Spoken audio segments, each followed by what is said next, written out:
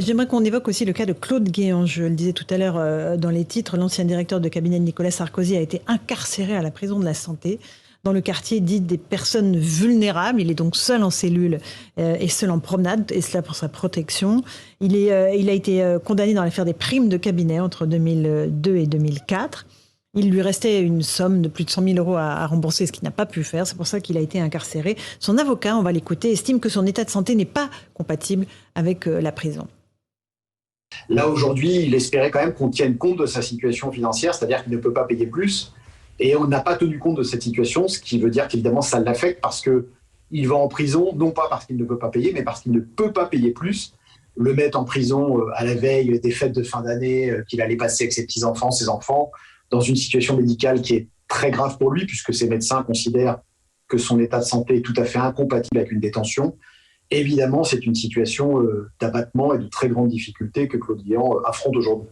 Christian Proto, sur cette incarcération de Claude Guéant, qui s'est rendu lui-même à la prison de la Santé ce matin. Bien sûr, il ne peut pas y avoir d'inégalité devant la force injuste de la loi, comme on dit parfois.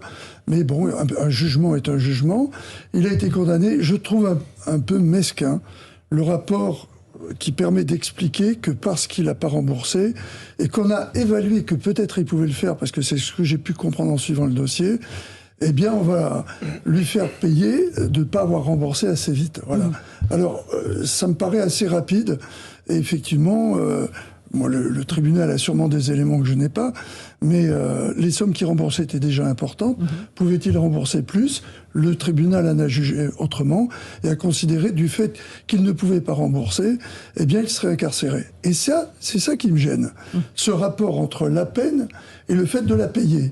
Il y a quelque chose qui, moi, en tant que citoyen, me gêne. Il y a la faute qui doit amener à être en prison, mais si, en plus de la faute a un prix, ce que je veux bien comprendre, le fait de ne pas la payer amènerait en prison, alors qu'au départ, ça n'a pas été décidé comme ça.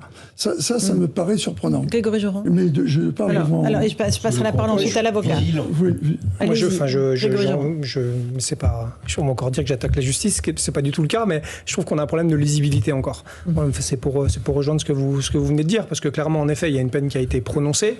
Je sais pas ce qu'elle incluait totalement dans la manière de l'effectuer, mais pour autant, c'est vrai que quand il a été condamné à 1 an de prison, il n'est pas parti en prison.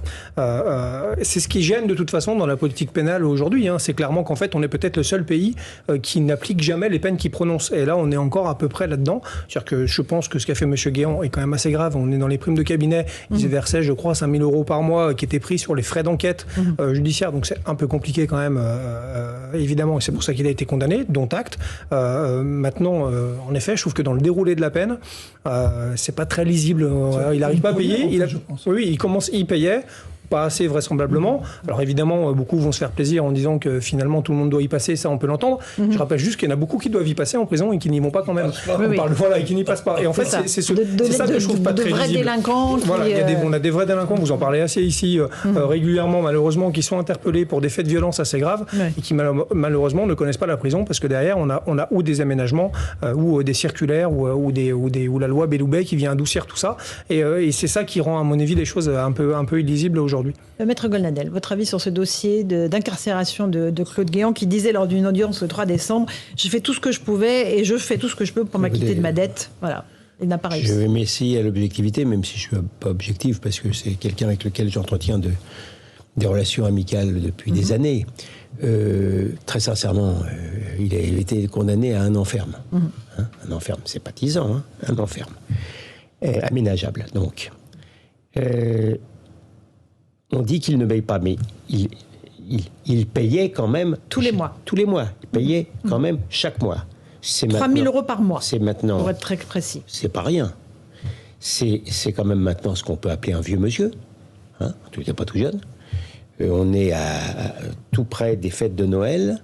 En parlant d'égalité devant la loi, on n'est certainement pas dans l'égalité devant l'exécution de la loi.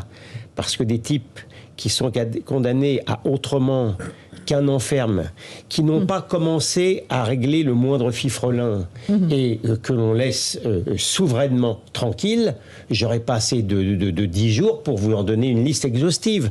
Donc il y a au contraire une inégalité, à mes yeux, choquante devant l'exécution de la loi. Je ne sais pas ce qui s'est passé dans la tête des magistrats, mais très sincèrement, c'est quelque chose qui m'inspire pas. Jean-Claude Dacier ?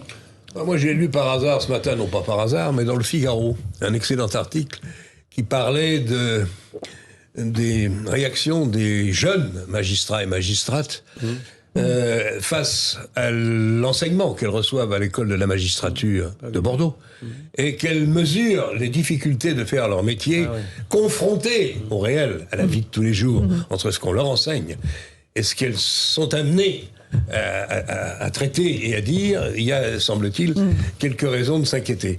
Okay. Qu'est-ce que vous voulez que je vous dise ? Moi, j'ai du mal à considérer que cette décision, qui doit faire sourire pas mal dans les couloirs du palais de justice, ne participe pas à la chasse à l'homme de l'ancien président Sarkozy. C'est la même chose. Là, à 76 ans, mettre quelqu'un en prison parce qu'il n'arrivait pas à rembourser, bien que payant 3 000 € par mois, je crois qu'il a essayé de faire payer ses enfants. Ça n'a pas non plus été accepté par les magistrats. Je ne veux pas parler d'acharnement, mon Dieu, surtout pas. Ça y ressemble quand même beaucoup, ça et beaucoup d'autres. Décidément, il serait temps peut-être de regarder ce qui se passe dans notre bonne justice et de se décider à faire quelques réformes dont elle a besoin, à l'évidence.